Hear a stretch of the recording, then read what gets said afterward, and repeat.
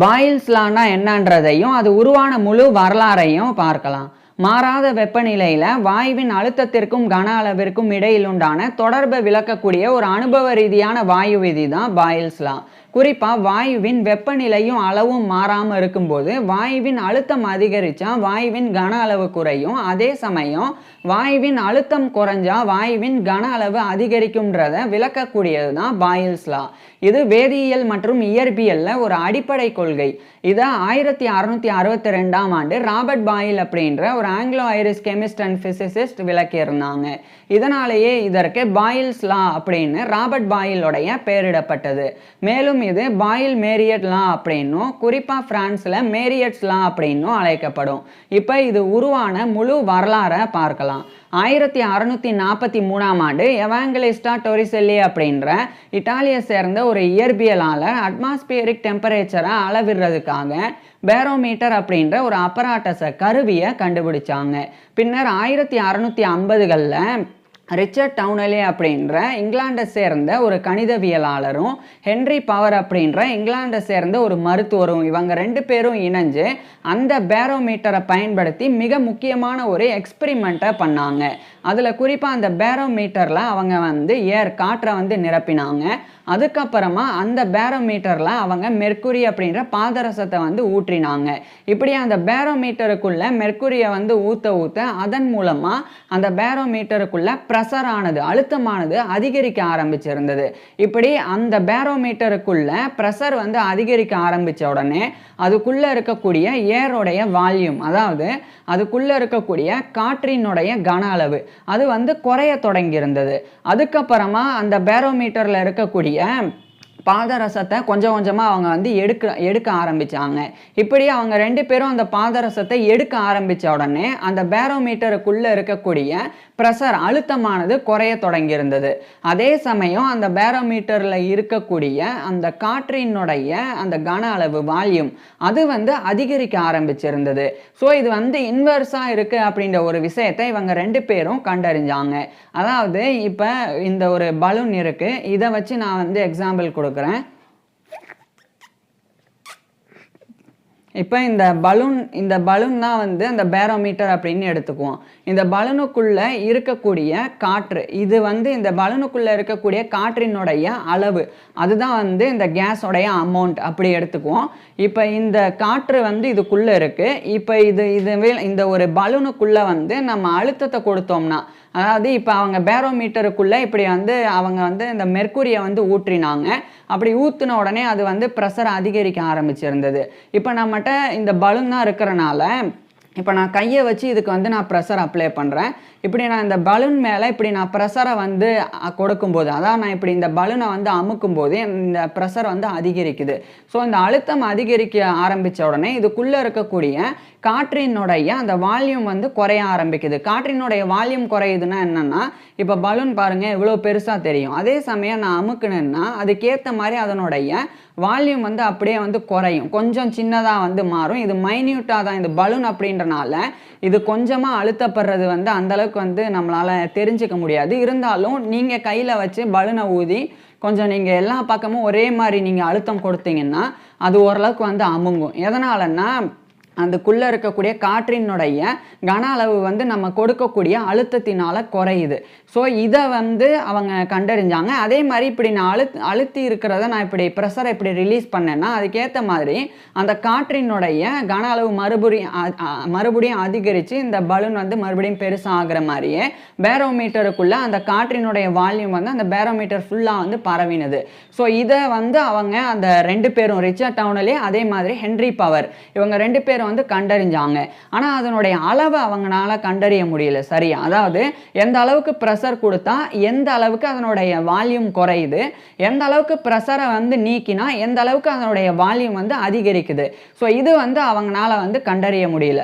ஆனா இந்த விஷயம் எல்லாம் 1650களினுடைய இறுதி காலகட்டத்தில் இவங்க 2 பேரும் பண்ணாங்க. இந்த விஷயம் வந்து குறிப்பாக ராபர்ட் பாயில் அப்படின்ற நான் ஏற்கனவே சொன்னேன் Anglo Irish chemist and physicist. அவர் வந்து ஒரு வேதியியலாளர், இயற்பியலாளர், அது மட்டும் இல்லாமல் அவர் வந்து இயற்கை தத்துவவியலாளர், நேச்சுரல் ஃபிலாசபரும் கூட. ஸோ அவருக்கு தெரிய வந்தது. தெரிய வந்த உடனே அவர் வந்து அதே 1650களினுடைய இறுதி காலகட்டத்தில் இந்த ஒரு எக்ஸ்பிரிமெண்ட்டை பண்ணி பார்க்கணும். அதன் மூலமாக எந்த அளவுக்கு ப்ரெஷர் கொடுத்தா அந்த வால்யூம் குறையுது, எந்த அளவுக்கு ப்ரெஷரை நீக்கினா வால்யூம் அதிகரிக்குது, அதை கரெக்டாக கணக்கிடணும் அப்படின்னு முடிவு செஞ்சாங்க. அப்போ ராபர்ட் பாயிலுக்கு அசிஸ்டண்டாக ராபர்ட் ஹூக் அப்படின்ற ஒரு இங்கிலீஷ் பாலிமத் அவர் வந்து இருந்தாங்க. ஸோ அவரை அசிஸ்டண்டாக வச்சுக்கிட்டு ராபர்ட் பாயில் வந்து ஒரு ஜே ஷேப்டு கிளாஸ் டியூபை வந்து எடுத்துக்கிட்டாங்க. அது வந்து ஜே வடிவத்தில் இருக்கக்கூடிய ஒரு கண்ணாடி குழாய். ஸோ அதை வந்து எடுத்துக்கிட்டாங்க.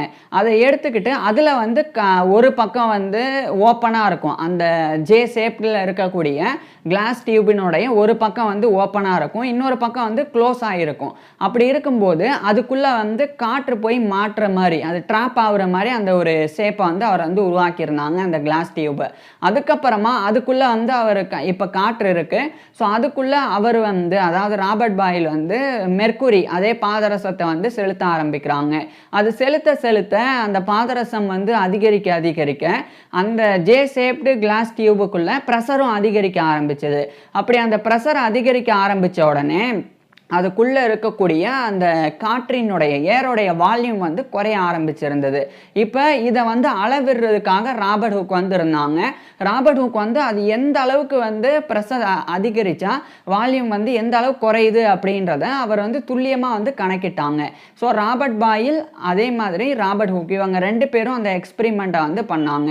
அதுக்கப்புறம் அவங்க கண்டுபிடிச்சது தான் வந்து என்னென்னா, இந்த ப்ரெஷர் வந்து டபுள் ஆச்சு அப்படின்னா அப்போ வால்யூம் வந்து பாதியாக குறையும். அதே சமயம் ப்ரெஷர் வந்து பாதியாக குறைஞ்சதுன்னா வால்யூம் வந்து டபுளாக அதிகரிக்கும். இதை தான் வந்து ராபர்ட் பாயில் வந்து கண்டறிஞ்சாங்க. அதை கண்டறிஞ்சது மட்டும் இல்லாமல் அதுக்கு ஃபார்முலாவும் அவர் கொடுத்தாங்க. அதுதான் PV = K அப்படின்னு சொல்லி, P × V = K அப்படின்னு கொடுத்தாங்க. P அப்படின்றது ப்ரெஷரை குறிக்குது, V அப்படின்றது வால்யூமை குறிக்குது, K அப்படின்றது வந்து அந்த கேஸோடைய டெம்பரேச்சர் அண்டு அமௌண்ட்டை குறிக்குது. உதாரணமாக இப்போ இந்த பலூன் இருக்குது. இந்த பலூனுக்குள்ளே இருக்கக்கூடிய காற்று நான் ஊதுன அந்த காற்றினுடைய அளவு தான் வந்து K. ஸோ இது வந்து மாறவே மாறாது. அதனால் அது வந்து கான்ஸ்டன்ட் அப்படின்னு அழைக்கப்படும். ஏன்னா இது வந்து க்ளோஸ் ஆகிருக்கு பலூன். ஸோ இதனால் இது மாறவே மாறாது. ஸோ மாறாமல் இருக்கக்கூடிய இந்த ஒரு உள்ளே இருக்கக்கூடிய இந்த காற்றினுடைய அளவு தான் K அப்படின்றது. அதே சமயம் P அப்படின்றது ப்ரெஷர். நான் இப்படி இதை வந்து அழுத்தினேன் அப்படின்னா அதுதான் வந்து P அப்படின்றது. V அப்படின்றது வால்யூம். வால்யூம் அப்படின்னா இந்த காற்று எந்த அளவுக்கு இந்த இடத்த வந்து நிரப்பி இருக்கு, ஸோ இதனுடைய கன அளவு, அதுதான் வந்து வால்யூம் அப்படின்னு. இப்போ இதை வந்து ஃபார்முலா படி பார்த்தா P × V = K அப்படின்னா, இப்போ உதாரணத்துக்கு ப்ரெஷர் வந்து நான் 2 அட்மாஸ்பியர் டெம்பரேச்சருக்கு வந்து கொடுக்குறேன். அப்போ அதுக்குள்ளே இருக்கக்கூடிய அந்த காற்றினுடைய அந்த வால்யூம் வந்து 2 லிட்டர் அப்படின்னு 3 லிட்டர் அப்படின்னு வச்சுக்குவோம் உதாரணத்துக்கு. இப்போ வால்யூம் வந்து 3 லிட்டரில் இருக்குது, ப்ரெஷர் வந்து 2 லிட்டரில் இருக்குது. இப்போ இந்த ஒரு 2 ப்ரெஷர் வந்து 3 லிட்டரை அப்படியே வந்து பெருக்கணும். 2 × 3 அப்படின்னு வச்சா அப்போ இதுக்குள்ளே இருக்கக்கூடிய கான்ஸ்டண்ட்டான காற்றினுடைய அமௌண்ட் வந்து 6 அப்படின்னு அர்த்தம். இப்போ இவர் சொன்னது என்னன்னா இன்வெர்ஸ்லி ப்ரொபோர்ஷனலாக இருக்கும். அதாவது இன்வெர்ஸ்லி ப்ரொபோர்ஷனல்னா என்னன்னா நேர் எதிராக வந்து அப்படியே வந்து விகிதாச்சார ரீதியாக இருக்கும் அப்படின்றது தான் ராபர்ட் பாயில் வந்து இந்த ஃபார்முலானால சொல்ல வர்றாங்க. இதை புரிகிற மாதிரி சொல்கிறேன். இப்போ வந்து வால்யூம் இருக்குது, இதுக்குள்ளே இருக்கக்கூடிய வால்யூம் வந்து குறைஞ்சிது அப்படின்னா அப்போ ப்ரெஷர் அதிகரிக்கும், ப்ரெஷர் அதிகரித்தா வால்யூம் வந்து குறையும். ஸோ இந்த மாதிரி அதே மாதிரி ப்ரெஷர் குறைஞ்சா வால்யூம் அதிகரிக்கும். இப்படி அதாவது இப்படி நேர் எதிராக வந்து இருக்கும். இதை வந்து நேர் எதிராக அப்படின்னு எதை சொல்கிறேன்னா, இப்போ ப்ரெஷர் அதிகரித்தா வால்யூமும் அதிகரிக்குது, அதே மாதிரி ப்ரெஷர் குறைஞ்சா வால்யூமும் குறையுது அப்படின்னா அது வந்து டைரக்ட்லி ப்ரொபோர்ஷனல் அப்படின்னு அர்த்தம். அதாவது ஒரே மாதிரி விகிதாச்சார ரீதியாக அதிகரிக்குது, ஒரே மாதிரி குறையுது அப்படின்னு அர்த்தம். அதே சமயம் ஒரே மாதிரி அதிகரிக்காமல் ஒரே மாதிரி குறையாமல் அது மாறி மாறி ஒன்று அதிகரிக்கும் போது ஒன்று குறையும், அதே சமயம் குறைஞ்சது அதிகரித்தா அதிகரித்தது குறையும். அதுதான் வந்து இன்வெர்ஸ்லி ப்ரொபோர்ஷனல் அப்படின்றது. அதுவும் வந்து ஒரே மாதிரி விகிதாச்சார ரீதியாக பார்க்கும்போது ஒரே மாதிரி இருக்கும் அப்படின்னு அர்த்தம். இப்போ நான் சிம்பிளாக இதை வந்து வேறு விதமாக வந்து விளக்குறேன். இப்போ வந்து ப்ரெஷர் வந்து 2 அட்மாஸ்பியர் அப்படின்னு வச்சுக்குவோம், 2 அட்மாஸ்பியர் டெம்பரேச்சர் அப்படின்னு. அதே சமயம் அதுக்குள்ளே இருக்கக்கூடிய இந்த கேஸோடைய இப்போ குறைஞ்சிருச்சு பாருங்கள், இந்த கேஸோடைய இதுக்குள்ளே இருக்கக்கூடிய வால்யூம் வந்து 0.5 அப்படின்னு வச்சுக்குவோம். இப்போ இதை ரெண்டையும் பெருக்குனா எவ்வளோ வரும்? 2 × 0.5 அப்படின்னு போட்டால் 1 அப்படின்னு வரும். அப்போ இதுக்குள்ளே இருக்கக்கூடிய காற்றினுடைய மொத்த அளவு வந்து 1. ஸோ இப்போ இந்த 1 அப்படின்றது மாறவே மாறாது. ஏன்னா இப்போ நான் ப்ரெஷரை அதிகரித்தாலும் ப்ரெஷரை குறைச்சாலும் இதனுடைய வால்யூம் குறைஞ்சாலும் வால்யூம் அதிகரித்தாலும் இதுக்குள்ளே இருக்கக்கூடிய காற்று வந்து நான் இதை திறந்து விடுற வரைக்கும் இதனுடைய காற்று வந்து மாறவே மாறாது. அதனால கே அப்படின்றது எப்போவுமே கான்ஸ்டன்ட் தான். அப்படி பார்க்கும்போது அந்த 1 அப்படின்றது தான் இப்போ கேவாக இருக்குது. இப்போ அப்படியே ரிவர்சலாக போட்டுருவோம். இப்போ வந்து ப்ரெஷர் 2 இருக்கும்போது வால்யூம் 0.5 இருந்தது. இப்போ வந்து ப்ரெஷர் வந்து 0.5 அப்படின்னு ஆகிடுது. இப்போ ப்ரெஷர் வந்து குறையுது. இப்போ நான் வந்து இப்படி அழுத்தாமல் இப்படி கொஞ்சமாக தான் அழுத்துறேன். அப்படி இருந்தால் இந்த ப்ரெஷர் உள்ளே இருக்கக்கூடிய அந்த நான் கொடுக்கக்கூடிய 0.5 ப்ரெஷர்னால எந்த அளவுக்கு வந்து வால்யூம் வந்து அதிகரிக்கும் அப்படின்றத தெரிஞ்சுக்கிறதுக்கு அந்த கே அப்படின்ற 1 அதனோட இதை வந்து பார்த்தா வந்து டிவைட் பண்ணால் வந்து தெரிஞ்சிடும். அதாவது கே டிவைடட் பை பி அப்படின்னு போடணும். அதாவது 1 டிவைடட் பை 0.5 அப்படின்னு போட்டால் அப்போ கிடைக்கக்கூடிய ஆன்சர் 2. அப்போ 0.5 அளவுக்கு வந்து ப்ரெஷர் கொடுத்தா 2 அப்படின்ற அந்த அளவுக்கு வந்து வால்யூம் வந்து அதிகரிக்கும். ஸோ இப்போ அப்படியே ஆப்போசிட்டாக மாறி இருக்கு. அதாவது ப்ரெஷர் 2 இருக்கும்போது வால்யூம் 0.5, அதே சமயம் ப்ரெஷர் 0.5 இருக்கும்போது வால்யூம் 2 அப்படின்னு மாறுது. ஸோ இதை ரெண்டையுமே நீங்கள் பார்த்தா ப்ரொபோர்ஷனலாக விகிதாச்சார ரீதியாக ஒரே மாதிரி இருக்கும், ஆனால் தலைகீழாக வந்து மாறும். இதுதான் வந்து இன்வெர்ஸ்லி ப்ரொபோர்ஷனல் அப்படின்றது. ஸோ இது மாறலாமே ஒழிய உள்ளே இருக்கக்கூடிய கே அப்படின்ற அந்த காற்றின் அளவு அந்த அமௌண்ட் வந்து மாறவே மாறாது. ஸோ அதனால நம்ம இந்த கே அப்படின்ற அமௌண்ட்டை மாற்றாமல் இந்த 2 மட்டுமே வச்சு மல்டிப்ளை பண்ணணும், கேவோட டிவைட் பண்ணி இந்த மாதிரி வந்து கண்டறியலாம். ஸோ இதை தான் வந்து ராபர்ட் பாயில் வந்து விளக்கினாங்க. இதை விளக்கி ஃபஸ்ட்டு அவர் வந்து 1660களில் த ஸ்கெப்டிக்கல் கெமிஸ்ட் அப்படின்னு சொல்லி ஒரு ஒர்க்காக வந்து எழுதி வெளியிட்டாங்க. அதுக்கப்புறமா இவர் வந்து new experiments physico mechanical touching the spring of the air and its effects அப்படின்னு சொல்லி ஒரு ஒர்க்கை 1660ஆம் ஆண்டு வெளியிட்டாங்க. இருந்தாலும் 1662ஆம் ஆண்டு மறுபடியும் அதே ஒர்க்கை வந்து ராபர்ட் பாயில் வந்து வெளியிட்டு அதில் முழுமையாக இந்த ஒரு லாவை வந்து விளக்கினாங்க. ஸோ அதுதான் வந்து ராபர்ட் பாயில்னால முழுமையாக அதனுடைய எண்ணிக்கையெல்லாம் கரெக்டாக வந்து கண்டறியப்பட்டு அதனுடைய அளவுலாம் சரியாக வந்து இப்படி தான் அது ப்ரொபோஷனலாக இருக்குது அப்படின்னு அதை வந்து கண்டறியப்பட்டனால அதுக்கு வந்து பாயில்ஸ் லா அப்படின்னு பெயரிடப்பட்டது. இப்போ வேறு வேறு நம்பரில் கூட நம்ம வந்து எடுத்துக்கலாம். உதாரணத்துக்கு இப்போ ப்ரெஷர் 2, அதே மாதிரி வால்யூம் 3, அதுக்கப்புறம் அந்த கே அப்படின்றது 6, உள்ளே இருக்கக்கூடிய கே 6. இப்போ வந்து எப்படி இருக்கும்னா ப்ரெஷர் 2 இருக்கும்போது 2 × 3 6 அப்படின்னு கிடச்சிருக்கு. இப்போ அதே சமயம் 3 × 2, அதாவது ப்ரெஷர் வந்து இப்போ 3 அதிகமாக கொடுக்குறோம், அப்போ வால்யூம் வந்து குறையும். அதுக்கேற்ற மாதிரியே வால்யூமும் வந்து எந்த அளவுக்கு குறையும்னா 2 அளவுக்கு குறையும்.